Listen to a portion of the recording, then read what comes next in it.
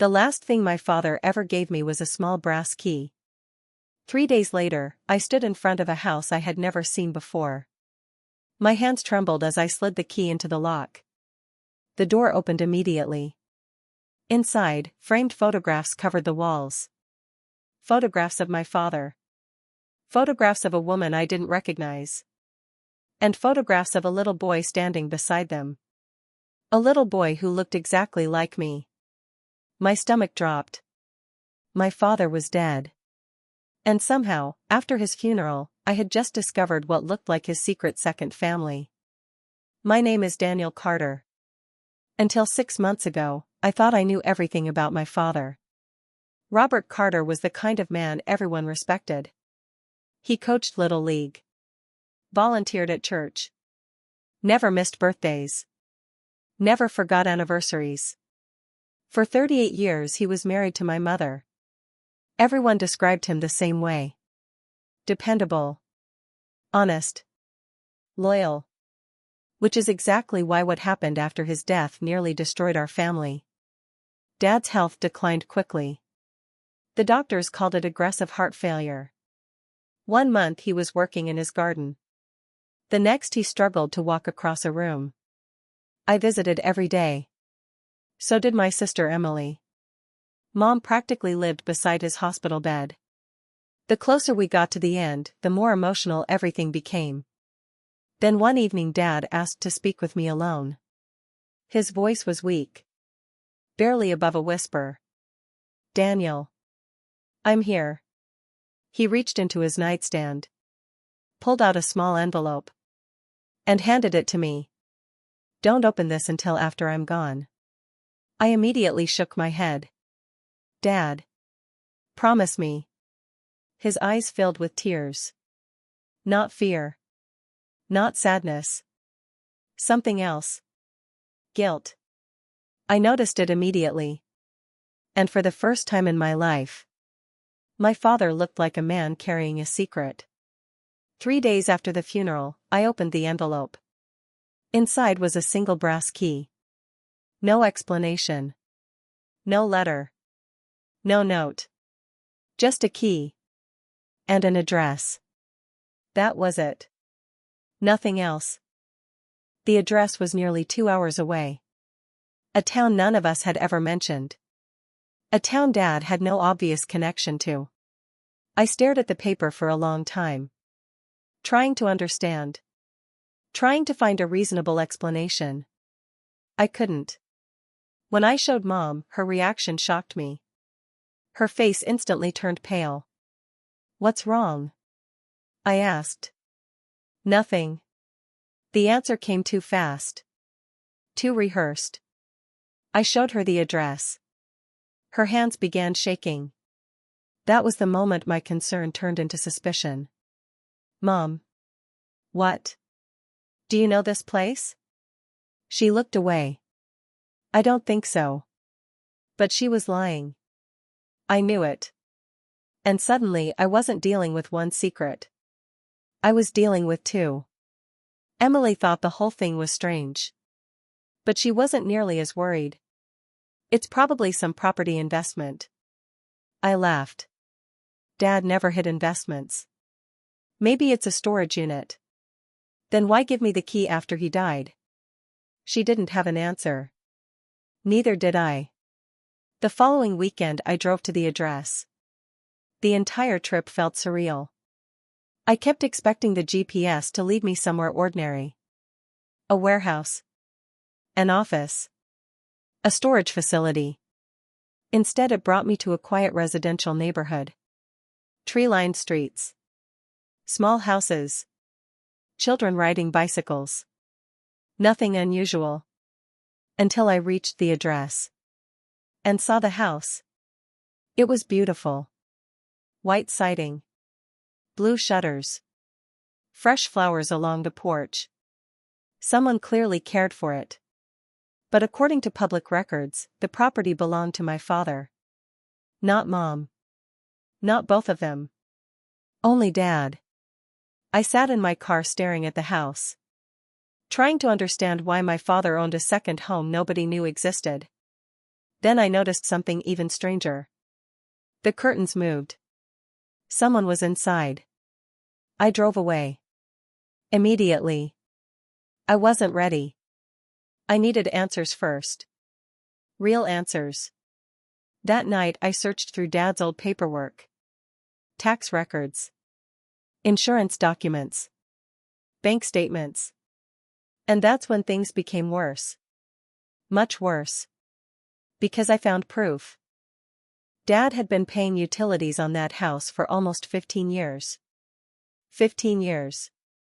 Not months. Not weeks. 15 years. My hand started shaking. The evidence felt impossible to ignore. The next clue arrived 2 days later. An old credit card statement. Monthly grocery purchases. Gas purchases. Hardware store purchases. All in the same town. The town with the secret house. Month after month. Year after year. Dad hadn't just owned the property. He had been visiting regularly. 4 years. Without telling any of us. That evening I confronted Mom. Again. This time harder. You knew. Her eyes filled with tears. Daniel. You knew about the house. She didn't answer. And her silence said everything. I felt sick. Who lived there? Nothing. Mom. Finally she whispered something I never expected. I prayed you'd never find out. The room went silent. I stared at her. Unable to breathe. Unable to think. Unable to understand. Because those words sounded exactly like the words of a woman who had spent years protecting a terrible secret. And for the first time, I wondered if my father had betrayed us all.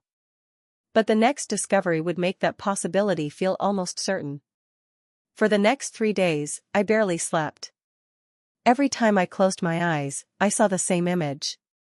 That white house. The moving curtain. The photographs I imagined hanging inside. And my mother's words. I prayed you'd never find out. The sentence echoed through my mind like a warning. Not because it answered anything. Because it confirmed there was something to hide. Something big. Something powerful enough to survive my father's death. And the more I thought about it, the more convinced I became that I already knew the truth. A second family. A second life. A betrayal that had lasted years. Maybe decades. Emily didn't want to believe it. Neither did I. But evidence has a way of crushing hope. Especially when the evidence keeps growing. 3 nights later I returned to Dad's home office. For years nobody touched his filing cabinets.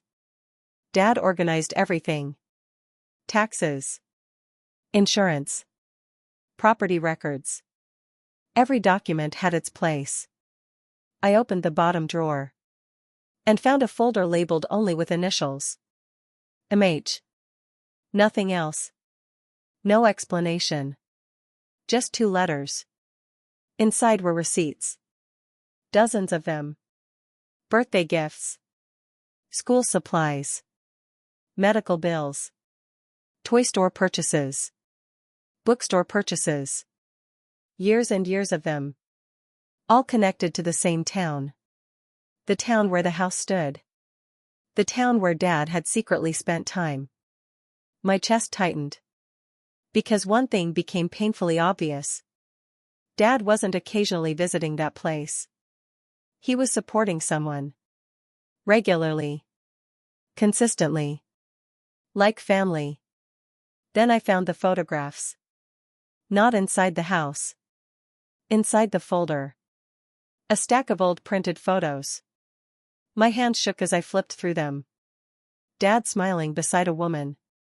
Dad helping a little boy ride a bicycle. Dad standing behind a birthday cake. Dad attending what looked like a school graduation. Every image felt like another knife. Another confirmation. Another piece of proof. The little boy grew older in each photograph. 7. 10. 14. 18. And in every picture, Dad looked proud. The way fathers look at their children. I couldn't deny it anymore. My father had another son. At least that's what I believed. That night Emily came over. I spread the photographs across the kitchen table. She stared at them, speechless. Then tears filled her eyes. Oh my God. I nodded. Yeah. This can't be real. But it is. She picked up one picture. Dad and the boy fishing together. Another picture. Dad helping him move into a dorm room. Emily looked devastated. I don't understand.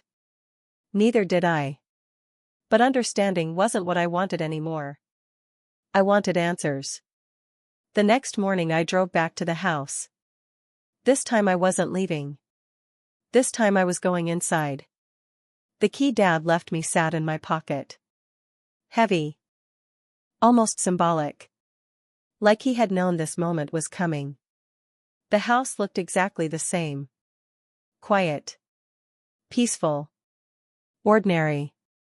I walked up the front steps. Inserted the key. And opened the door. The smell surprised me first. Fresh coffee. Fresh flowers.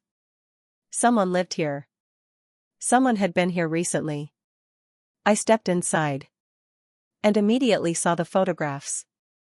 Hundreds of them. Exactly as I had imagined. My father was everywhere. On shelves. On walls. On tables. Smiling. Laughing. Living. A life we never knew existed. I felt physically sick. Then I heard footsteps.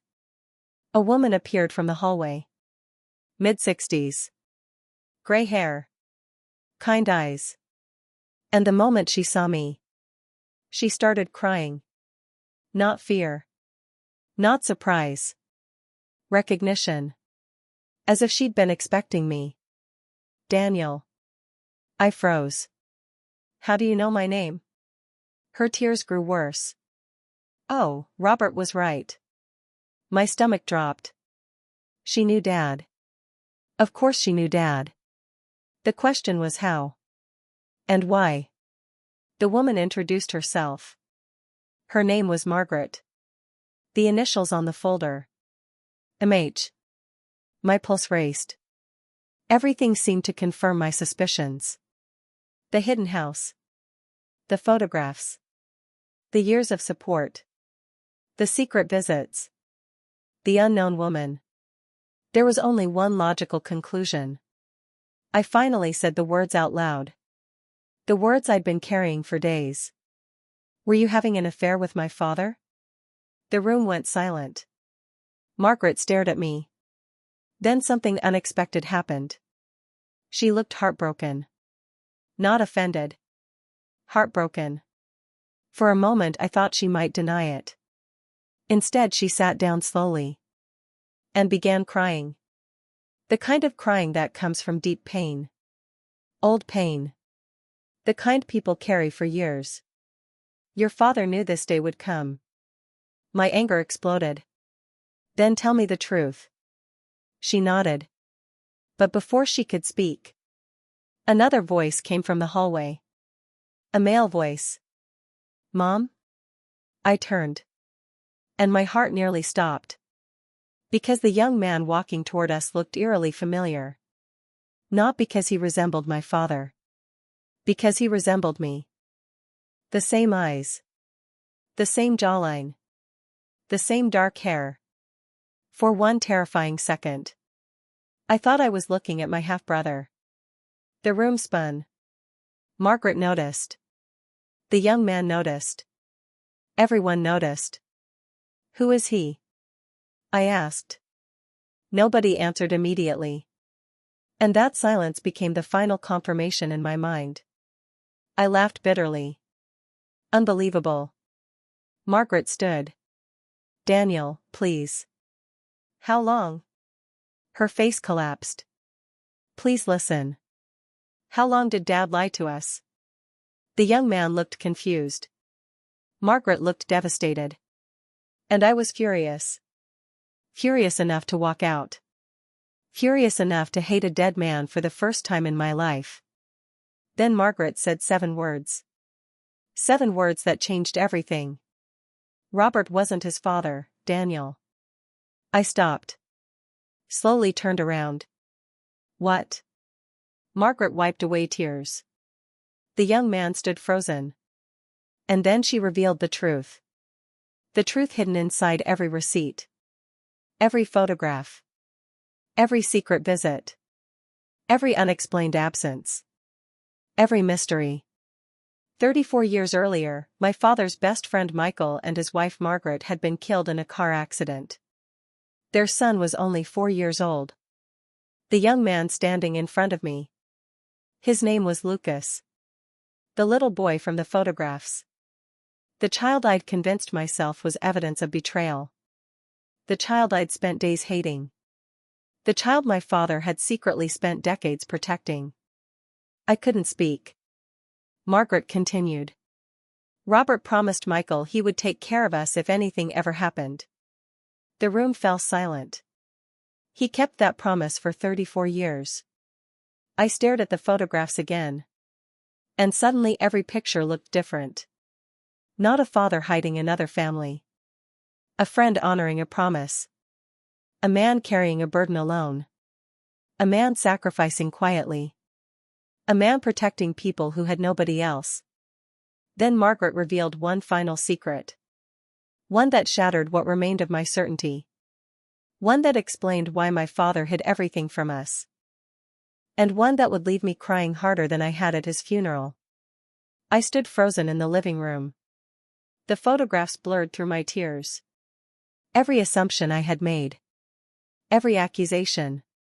Every suspicion. All of it suddenly felt fragile. Wrong. Painfully wrong. I looked at Lucas. The young man I had spent days believing was my father's secret son. And now I couldn't even meet his eyes. Because he wasn't proof of betrayal. He was proof of loyalty. Margaret sat down slowly. Her hands trembled. The room felt heavy with memories. And grief. The kind of grief that never completely leaves. You said there was more, I whispered. She nodded. There is. Then she looked toward a wooden cabinet beside the fireplace. Robert left something for you. My heart skipped. Another secret. Another piece of the story. Another message from a man who was somehow still changing my life after death. Margaret opened the cabinet. Inside was a worn leather box. The same kind my father used to keep important documents in. She handed it to me. He asked me to give this to you if you ever came here. My hand shook as I opened it. Inside were dozens of letters. Neatly organized. Dated. Labeled. And every single one was addressed to me. I stared at the first envelope. Dad wrote these? Margaret smiled sadly. Over many years. Why? Her answer hit me immediately. Because he was afraid. The words sounded familiar. I had heard them before. The same fear that had lived behind his eyes in the hospital. The same fear hidden inside the envelope with the key. I opened the first letter. The date was 20 years old. The handwriting was unmistakable. Dad's. Daniel. If you're reading this, then I've finally run out of time. There is something I've carried for most of my life. Not because I wanted to hide it. Because I didn't know how to explain it. My vision blurred. I wiped my eyes and kept reading. When Michael died, I promised him I would look after Margaret and Lucas. I thought it would last a few months. Maybe a year.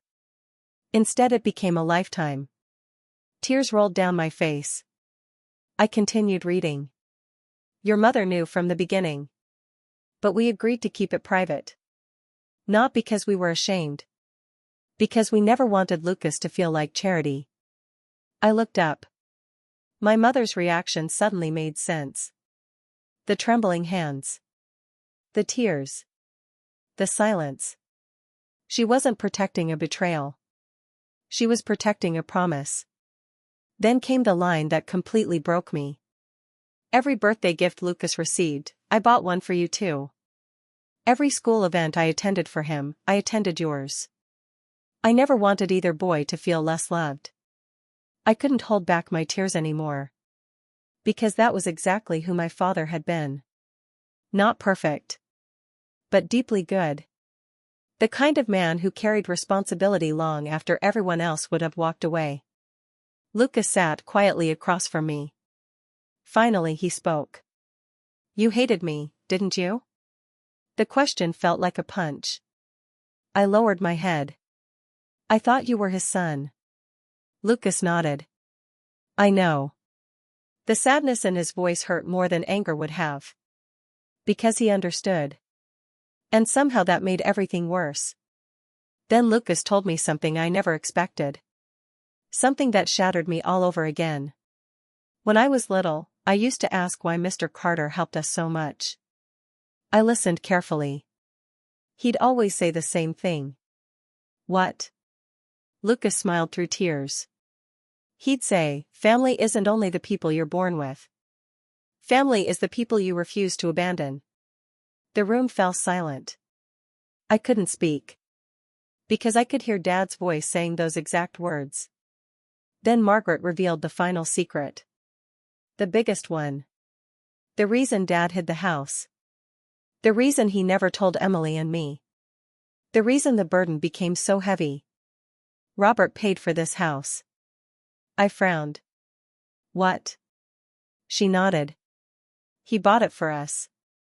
My heart stopped. Bought it? He used money from an inheritance. I stared at her. Mom knew? Every dollar. The room went silent. He wanted Lucas to grow up with stability. I sat there speechless. Because the sacrifice was enormous. Not only financially. Emotionally. Dad had carried that responsibility for decades. And never asked for recognition. Not once. Then I remembered something. A memory from childhood. I was 10 years old. I had asked Dad why he always helped strangers. His answer came back instantly. Because kindness only matters when nobody is watching. At the time I didn't understand. Now I did. A week later I finally spoke with Mom. The moment I walked into her kitchen, she knew. She saw it on my face. The guilt. The regret. The sadness. Everything. I'm sorry, I whispered. Mom immediately began crying. So am I. I shook my head. No. My voice broke. I spent weeks believing the worst about him. She nodded slowly. I know. I thought he betrayed us. Mom wiped away tears. Robert spent 34 years making sure another family survived. The words hit differently now. Not as a secret. As a legacy. Then Mom told me something she had never shared before. The night Michael died. Dad came home devastated. He sat at the kitchen table for hours. Unable to move. Unable to speak. Finally he looked at Mom and said. If I walk away from that little boy, I'll be failing the best friend I ever had. Mom smiled through tears. And I told him we'd help. We. Not he. We. For the first time I realized this wasn't only my father's sacrifice. It was my mother's too. Over the following months something unexpected happened. Our families became one. Not legally. Not officially. Naturally. Emily got to know Lucas. Mom spent time with Margaret. Birthdays became larger.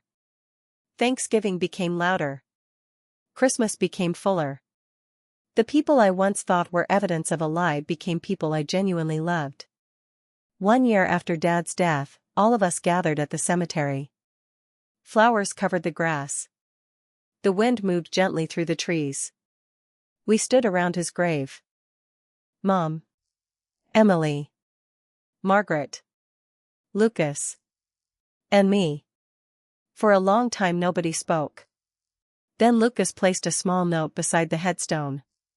I glanced down and read it. It contained only one sentence. You kept your promise. That was when I finally broke down. Because everything came rushing back. The key. The house. The photographs. The suspicion. The anger. The truth. And the realization that I had spent weeks searching for evidence of betrayal, when what I had really found was evidence of extraordinary love. Before we left, I placed Dad's brass key on top of the headstone for a moment. The same key that started everything. Then I smiled. Because I finally understood why he gave it to me. It wasn't meant to unlock a house. It was meant to unlock the truth. The truth about who he really was. A man who kept his word. A man who carried other people's burdens. A man whose greatest secret wasn't another family. It was a lifetime of compassion.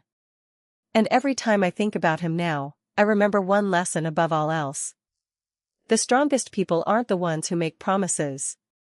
They're the ones who keep them when nobody is watching.